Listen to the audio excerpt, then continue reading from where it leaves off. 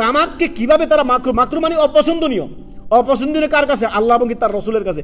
যেই কাজ, যেই খাবার, যেই খাদ্য, এটা খাদ্য না, অখাদ্য, এটা খাদ্য নয়। যেই জিনিস আল্লাহ এবং তার রসুলের কাছে অপছন্দনীয়, আপনি মুসলিম হয়ে কিভাবে খেতে পারেন? তো চিন্তা করেন কত অধমের অধম, কত নিকৃষ্ট হলে এই জর্দা, তামাক, গুল, এই বিড়ি, সিগারেটকে মাকরু বলে। মাকরু ফাকরু নয়, এগুলো হারামের অন্তর্ভুক্ত। আর এগুলো নিজের ক্ষতি করে, এগুলো আপনার পাকস্থলীর ক্ষতি করে। বিভিন্ন সাইন্টিফিক্যালি এগুলো প্রমাণ রয়েছে। এজন্য আল্লাহ তাআলা বলেছেন, যে জিনিস তোমার ক্ষতি করে নিজের ক্ষতি পৌঁছায় না, ওয়ালা তাকতুলু আনফুসাকুম, নিজের হত্যা করিও না। এগুলো বিভিন্ন প্রকার আপনার রোগ নিজের মধ্যে তৈরি করে। অতএব এগুলা মানুষের খাদ্য হতেই পারে না। আল্লাহ তাআলা পবিত্র হালাল খাবারকে আপনার জন্য খাওয়ার জন্য বলেছেন।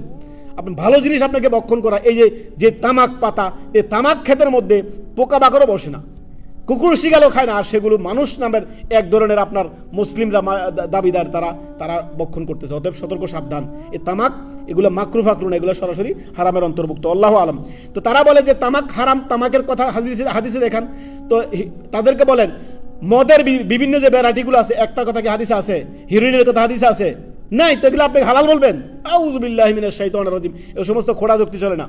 যে জিনিস ছাগলে খায় না, কুকুরে খায় না, শিগালে খায় না, সেই জিনিস মুসলিম নামদারি মানুষ দ্বারা খায়। সতর্ক, সাবধান। সতর্ক, সাবধান করছি। আপনারা নিজেরাও খাবেন না, অন্যকে খেতে নিষেধ করবেন। এগুলো হারামের অন্তর্ভুক্ত।